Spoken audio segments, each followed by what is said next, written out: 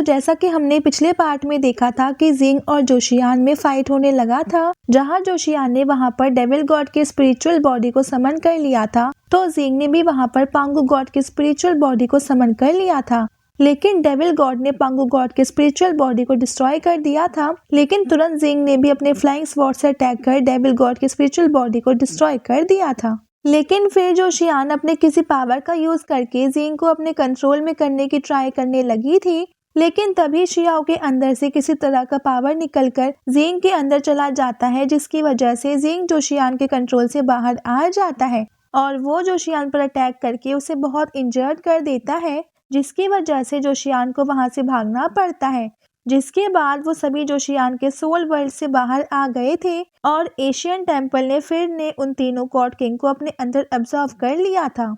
अब इस पार्ट की शुरुआत में हम जोशियान के पैलेस को देखते हैं, जहां जोशियान जिंग से बचकर भागते हुए अपने पैलेस आ गई थी और वो बहुत ज्यादा इंजर्ड भी थी और वो अपने थ्रोन पर बैठे हुए कहती है कि एक मामूली सा इंसान मुझे इतना इंजर्ड कैसे कर सकता है, और वो जिंग के बारे में सोचकर और भी ज्यादा गुस्सा हो रही थी और वो वहां पर बाकी सबको भी बुलाने लगती है। तब हम फेरी लेडी को देखते हैं जो कि जोशियान के पास जा रही थी, जिसके चलने के तरीके से लग रहा था कि उसका बिहेवियर पहले से थोड़ा चेंज हो गया है। लेकिन सिर्फ अकेले फेरी लेडी को वहां पर देख करके जोशियान उसे पूछती है कि सिर्फ तुम ही अकेले यहाँ पर क्यों हो और बाकी सब कहाँ है, जिस पर फेरी लेडी जोशियान को ग्रीट करती है और एक डेविल स्माइल देते हुए कहती है कि लॉर्ड आप बहुत समय से गायब थी और वो सभी आपके ऑर्डर पर उन लोगों को पकड़ने गए हैं जिन्हें आपने पकड़ने का ऑर्डर दिया था, और उसके बिहेवियर को देखकर लग रहा था कि अब कुछ ना कुछ तो गड़बड़ है।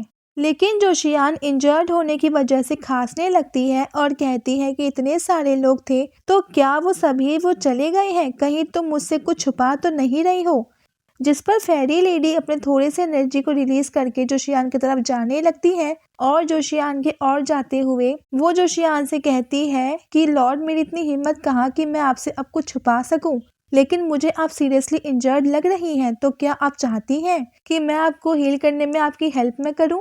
जिस पर जोशियान वो खड़े होते हुए उससे गुस्से में उससे इसलिए मना कर देती है और उससे वहां से जाने को कहती है और बोलती है कि तुम यहाँ से जाकर बाकी सबको वापस आने का ऑर्डर दो। लेकिन वो इंजर्ड होने की वजह से वो खड़ा ही नहीं हो पाती और अपने थ्रोन पर बैठ जाती है। तब फेरी लेडी उसके पास आकर वो खड़ी हो जाती है और वो हंसने लगती है, जिस पर जोशियान कहती है कि तुम क्यों हंस रही हो। जिस पर फेरी लेडी कहती है कि मैं तुम्हारे ऊपर हंस रही हूँ कि बस तुम खुद के बारे में ही सोचती हो और तुम्हें तो ये भी नहीं पता कि यहाँ पर क्या हो रहा है, और मुझे तो बस ये कंफर्म करना था कि तुम कितना ज्यादा इंजर्ड हो, पर तुम्हें देखकर लग रहा है कि तुम्हें किसी ने बहुत ज्यादा ही इंजर्ड कर दिया है। जिस पर जोशियान बहुत गुस्सा हो जाती है और अपने पावर से फेरी लेडी पर अटैक कर देती है, लेकिन फेरी लेडी अपने सामने एक शील्ड बनाकर बच जाती है। लेकिन तभी जोशियान देखती है कि उसका पावर अब काम नहीं कर रहा है। तब फेरी लेडी बोलने लगती है कि अब तक तो तुम्हें पता चल ही गया होगा,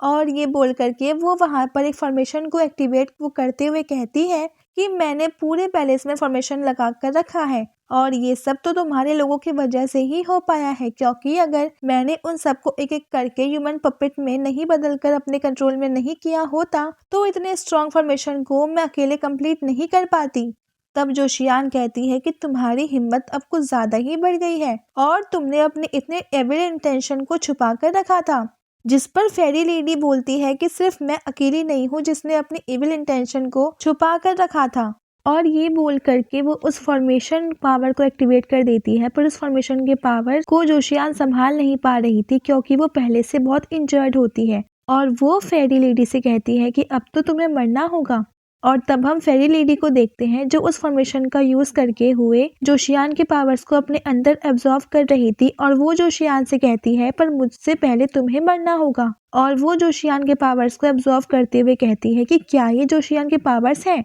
लेकिन ये तो कितने अमेजिंग पावर्स हैं जो कि अब तक इसके पास बेकार में ही थे, लेकिन कोई बात नहीं, अब ये सभी पावर्स मुझसे बिलोंग करते हैं। और फिर वो उस फॉर्मेशन की पावर को और बढ़ा देती है, जिसकी वजह से जोशियान को अपने पास याद आने लगते हैं और वो उस फॉर्मेशन की पावर की वजह से मारी जाती है। तब फेरी लेडी जाकर जोशियान के थ्रोन पर बैठ जाती है, लेकिन तभी वहां पर जिंग के मास्टर आ जाते हैं जिन्हें देख कर के फेरी लेडी उन्हें पहचान जाती है और कहती है कि तुम तो वही हो ना, और तुम्हें यहाँ पर अपने एक वो क्लोन को भेजा था ताकि तुम जोशियान की हालत के बारे में पता कर सको। जिस पर जिंग के मास्टर अब कुछ नहीं बोलते हैं। तब फेरी लेडी फिर अच्छे से बात करने लगती है और कहती है कि जोशियान हेवन के रूल के खिलाफ काम कर रही थी और आपने उसे इंजर्ड करके बहुत अच्छा काम किया था और न्याय करने के लिए मैंने उसे गुनहगार को मार दिया है। जिस पर जिंग के मास्टर थोड़ा हैरान होकर पूछते हैं कि क्या सच में तुमने जोशियान को मार दिया है।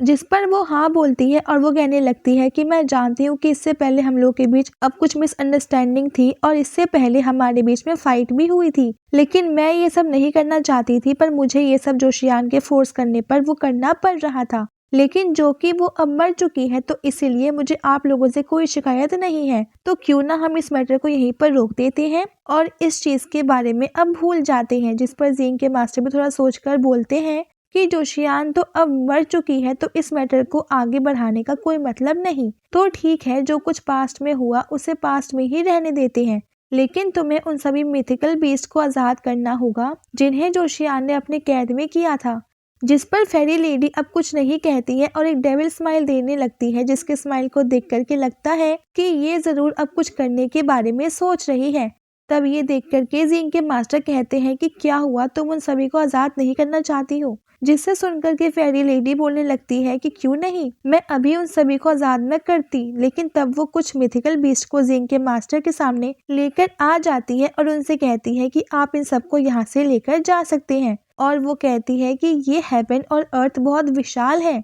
और हम रिवर के वाटर को डिस्टर्ब किए बिना ये हमारे वाटर को भी एक्सेप्ट हम लोग कर सकते हैं। इसके कहने का मतलब था कि हम बिना किसी स्ट्रॉन्ग पर्सन डिस्टर्ब किए बिना भी हम अपना काम हम लोग कर सकते हैं। जिस पर जिंग के मास्टर भी कहते हैं कि तुम सही कह रही हो और जबकि हमारे बीच अब किसी भी तरह की फाइट नहीं है तो तुम अब इन सबको जाने दे सकते हो। जिस पर फेरी लेडी अपने पावर का यूज करके जोशियान के बनाए कैद से उन सभी मिथिकल बीस्ट को आजाद कर देती है और अब इसके साथ ये पार्ट यहीं पे एंड हो जाता है।